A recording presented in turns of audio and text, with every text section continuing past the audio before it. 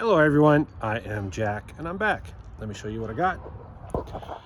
Didn't work out quite like I hoped. I was hoping that this fender flare was so close to spot on that I'd put a couple screws in it, blend it in and be done with it. Well, it doesn't work that way. By the time I got everything trimmed, it wasn't even where it needed to be.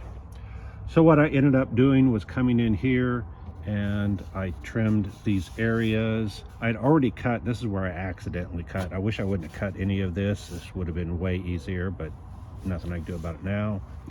So I went in and got everything, this front edge. I couldn't get the back edge, this edge, and that edge all lined up and have sufficient wheel clearance. So what I did was I put some 1x2s, yeah.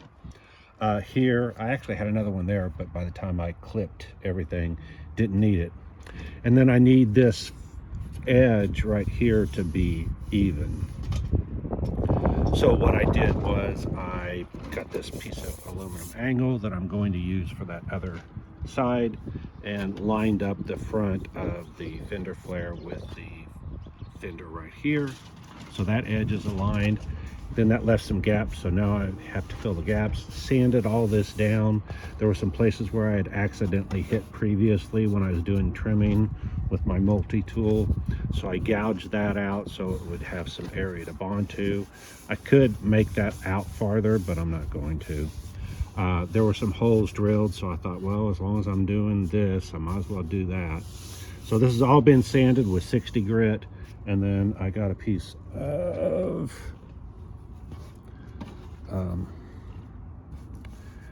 chop strand mat, and I am going to put a layer of some fiberglass resin on there, put this on there. Normally I would cover everything with fiberglass resin and then put this down, but unfortunately these gaps are too big. I tried putting tape in there. I just can't get my hand in there with a piece of tape on my hand, so I'm going to have to sparingly put resin on all of these areas and then put the mat down and then soak the mat. Some of it's still going to drip through, not a big deal. It's going to drip onto the tires, so I don't care. Maybe some will get on the wheel there. I'm hoping not. If it does, I can just wipe it off. Anyway, that's where I'm at now. So I'm getting ready to mix up some resin and do all of that. I'll have to let that sit long enough to cure because things are going to have to start flexing.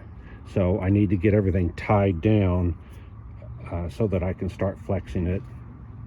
Because remember, I wanted this fender to stick out some, so it can't stick out if I'm fighting everything, and if I try to get one without doing the other, then it's not going to work.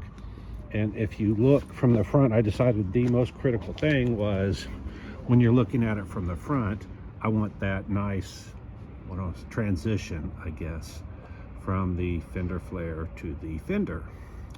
The other thing I did was the fender flare was bolted on top of the fender, and of course then it stuck out the thickness of the fender flare, which is kind of thick.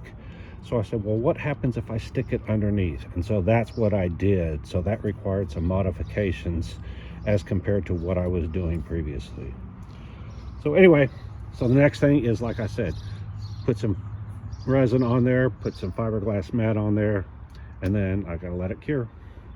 My goal was to get this thing so I could drive it today, to get it to where I had enough wheel clearance, and then I was going to drive it around the parking lot and show that, turn it all the way to the right, all the way to left, make sure everything cleared.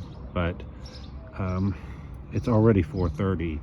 That won't be cured by time. It won't be cured enough to remove all the braces, and especially that one right there. So I'm just going to have to do what I can for today, which is going to be finish that off, and then I'll have to go do something else. All right, like, subscribe, hit the alert, hit the thanks if you want to donate, and if you don't like what I'm doing, you don't know Jack. Bye.